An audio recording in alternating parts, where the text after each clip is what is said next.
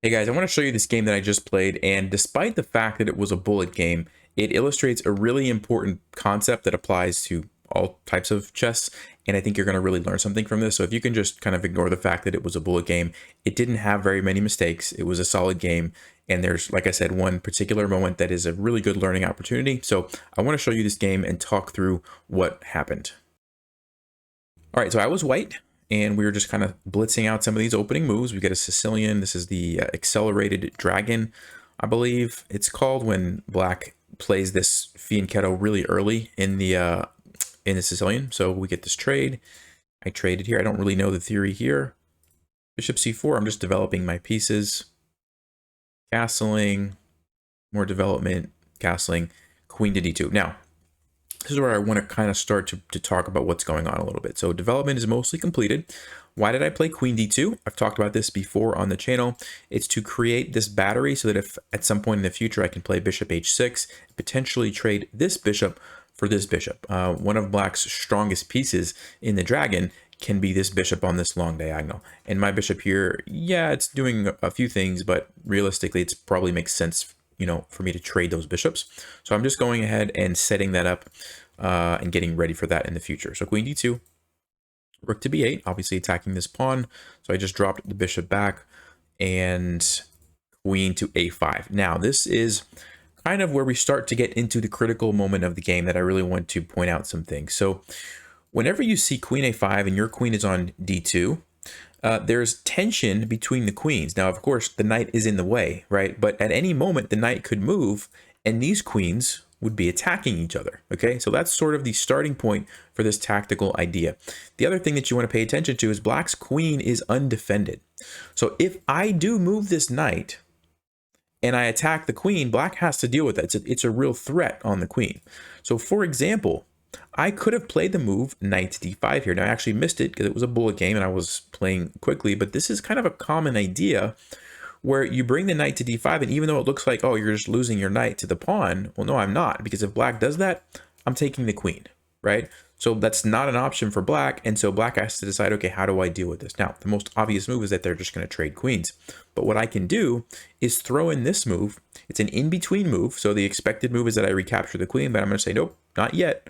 I'm going to go check first, and then I'm going to take the queen now, okay? Now, in this case, it's really maybe not that great for me. It gets a little tricky, but black does have some nice counterplay here, and even though I got that pawn, I lose this pawn, and so that's why it turns out to not be the greatest at that particular moment.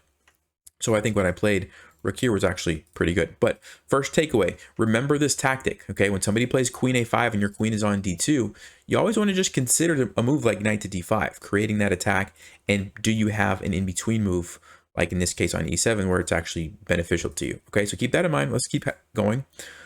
Rook to d8. Now, question for you guys, does knight d5 at this moment make sense now for the same reason? Like, should I play knight d5 here? What do you think? Well, the answer is I should not play knight to d5. And the reason is that now, if we look at the same type of idea, queen takes d2, I go for this in-between move, throwing in the check. Look at the move the black's king has, king to f8, which is attacking my knight. Now, of course, I have to take back the queen or I'm going to be down a queen. But after I do that, I'm just losing my knight. So I essentially traded my knight for a pawn. Right? Really bad trade. I just lost a piece. So in this case, it doesn't work. And I want you to notice very subtle difference in the position. The rook just simply slid over, and that changed everything because now the king can go to f8. And that tactic just doesn't work anymore, right?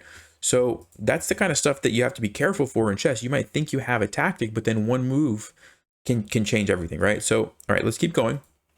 So I played bishop h6, and I actually had a really clever, I would say, clever idea behind going here. So if you want to think through why would I play this, and of course I already mentioned it's to try to trade bishops, but there's one more point to it, and I'll give you a chance to see if you can think through that.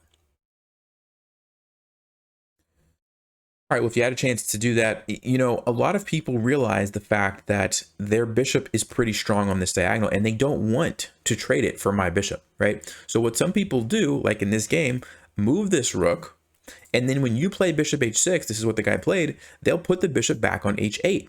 And the point is that, okay, how are you going to trade the bishop now? I can't, right? I'm just stuck with my bishop sitting here, and this bishop stays. And in a lot of cases, That's actually a good idea for black because that bishop is going to be strong. Now, one drawback is that the king is a bit trapped, right? He can't really move, okay? So I want you to think about that and consider, what did I play next? And actually, my next move caused my opponent to resign. So what do you think I played?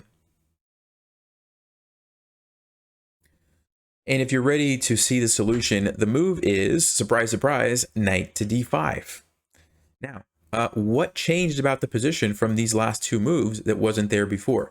Remember, last time I played this, knight takes e7 was a bad move because king f8, and I was going to lose my knight, right? What happens if black plays queen takes d2 now? Now, this is checkmate, right? That's an amazing sort of a version of like a smothered checkmate, right? Because black kind of trapped themselves. And so, again, going back to the same, thing that I'm trying to drill home in this video is like, small changes in the position, like just from this position to after these two bishop moves happen, everything about that changed. And now all of a sudden knight d5, which was a bad move before, is now the winning move in the position.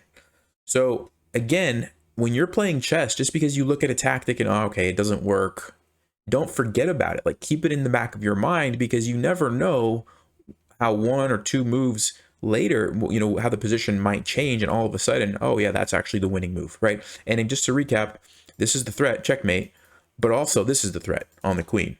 And so black can deal with this easily enough. Let's just say, I don't know, rook here to defend the pawn, but then I'm taking the queen. And that's the problem for black. They can't deal with both of those threats. Queen c7 would save the queen here and defend there, but obviously I could just take it with my knight. So there's no good place for the queen to go to. So I thought that was just a really good learning opportunity. This is a tactic that comes up a lot in these Sicilian dragon type positions if the queen goes to a5 and your queen's on d2. And also this idea of bringing the bishop here. I just wanted to kind of mention that you will see this idea from time to time. And a lot of times it's hard to deal with that. But in this case, I had this nice little tactic and it just won me the game on the spot. So anyway, hopefully that helps you guys. I just wanted to share that with you. I thought it was a good learning opportunity. Stay sharp, play smart, take care.